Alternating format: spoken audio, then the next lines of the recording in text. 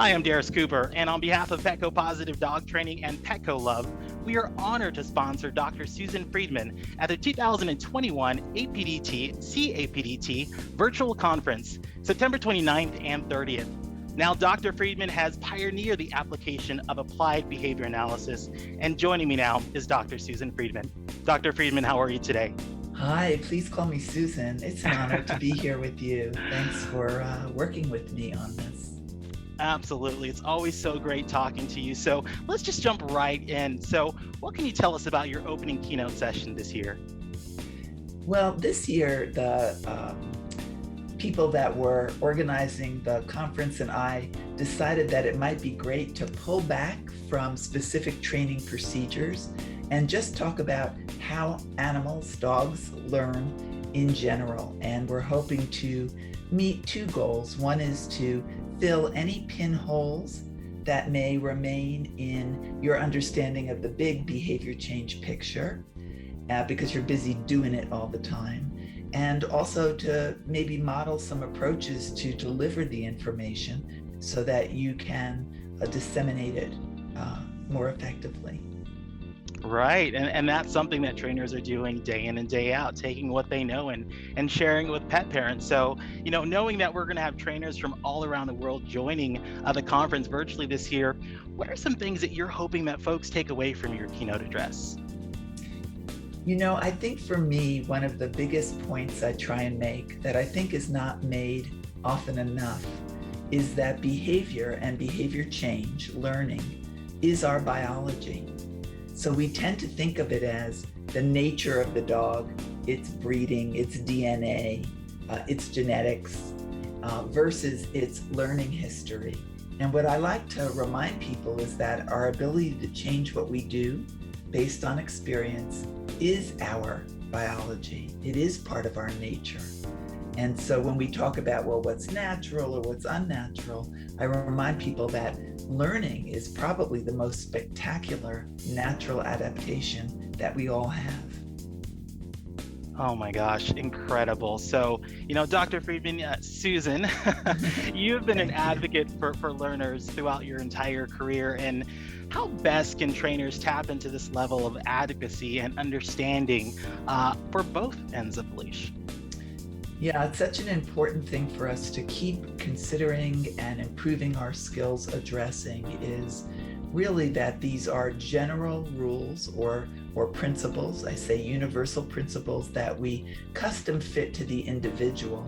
So the individual can be a dog, a bear, or a child, or a neighbor, or our clients. And people often ask me, what do you do if a client, and then fill in some misbehavior of a client, It's always hardest really to work with the humans. We're very complex behaviors. And I remind people that really we're trying to figure out ways to apply the same universal principles that we do with our dogs, only we're custom fitting them, not just to humans as a species, but also to the individual human. So if we think about something like praise, people will say, well, you have to praise your clients. But I'm quick to consider that not everybody likes praise, or not everybody likes praise from their trainer or consultant. And so that idea of individualizing our attempted reinforcers, learning what is reinforcing to our clients by observing their behavior really carefully. All of those things we talk about with the non-human animals we train apply in perhaps more complex ways with the humans we're working with. Absolutely. It's often said, look at the dog in front of you, and I'm taking away, look at the pet parent directly in front of you as well. I think that's very important. Yeah, that's a great way to condense it and take a great take home. Absolutely. So Dr. Friedman, Susan, once more, we have been, of course, in this virtual world for a better part for over a year now. Now, what do you think are some of the benefits of having the conference virtual again this year? I am a huge advocate of virtual conferences. First of all, we just passed Earth Day, so we can't undervalue how much is saved on the planet's resources by not flying all of us in and feeding all of us in the hotel space and so forth. I know, this is a planet full of dilemmas. So when we don't go to a hotel or take a flight, we're also having to worry about the benefit of these businesses.